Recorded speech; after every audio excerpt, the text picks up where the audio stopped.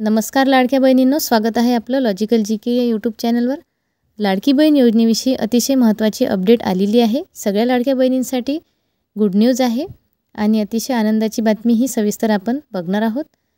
तत्पूर्वी चॅनलवर नवीन असाल आणि चॅनलला अजून सबस्क्राइब नसेल केलं तर प्लीज चॅनलला सबस्क्राइब करत चला, म्हणजे अशाच नवीन अपडेट्स तुमच्यापर्यंत सगळ्यात आधी पोहोचतील। लाडकी बहीण योजनेविषयीची अतिशय आनंदाची बातमी आलेली आहे। आतापर्यंत लाडकी बहीण योजनेची ई-केवायसी प्रोसेस चालू होती आणि त्याची 18 नोव्हेंबर ही शेवटची तारीख आपल्याला दिलेली होती, परंतु आता त्यामध्ये सुद्धा बदल झालेला आहे। आता आपली शेवटची तारीख ही 31 डिसेंबर ही असणार आहे। 31 डिसेंबर 2025 पर्यंत सगळ्याच लाडक्या बहिणी ई-केवायसी करू शकतात। तर ही माहिती आपण इथे सविस्तर जाणून घेणार आहोत। लाडकी बहीण योजना राज्यातील अनेक ठिकाणी असलेली नैसर्गिक आपत्ती व इतर अडचणींमुळे अनेक लाडक्या बहिणींना ई-केवायसी पूर्ण करणे शक्य झाले नव्हते। त्यांच्यासाठी आनंदाची बातमी, ई-केवायसी करण्याची अंतिम मुदत आलेली आहे आणि ती 31 डिसेंबरपर्यंत ही मुदत आपल्याला असणार आहे। या योजनेचा लाभ अखंडितपणे सुरू ठेवण्यासाठी पात्र भगिनींनी त्वरित ई-केवायसी प्रक्रिया पूर्ण करावी। विधवा, एकल, घटस्फोटित महिला तसेच ज्या महिलांचे वडील हयात नाही अशा महिलांसाठी आवश्यक ते बदल करण्यात आलेले आहे, म्हणजे वेबसाईटमध्ये त्यांच्यासाठी बदल करण्यात आलेले आहे।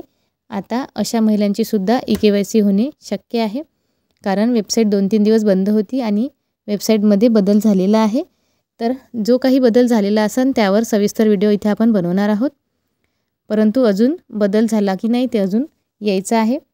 पुढे आहे, योजनेचा लाभ अखंडितपणे सुरू ठेवण्यासाठी पात्र भगिनींनी त्वरित ई-केवायसी प्रक्रिया पूर्ण करावी। तर सगळ्यांना ई-केवायसी करायची आहे असे आवाहन आदिती तटकरे ताई यांनी केलेले आहे। आपल्या राज्याच्या महिला व बाल विकास मंत्री आदिती तटकरे ताई यांनी सगळ्या महिलांना, म्हणजे सगळ्या लाडक्या बहिणींना आवाहन केले आहे की तुम्ही आता लवकरात लवकर केवायसी करून घ्या आणि 31 डिसेंबरपर्यंत आपण इथे ई-केवायसी करू शकतो, कारण आता निवडणुकासुद्धा आलेल्या आहेत, त्यामुळे आपल्याला ही ई-केवायसीमध्ये वाढ दिलेली आहे।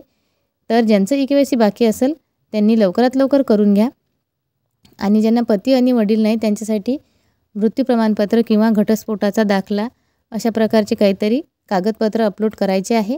ते आता आपल्याला वेबसाईटमध्ये जो बदल झाला त्याच्यानुसार माहिती पडेल।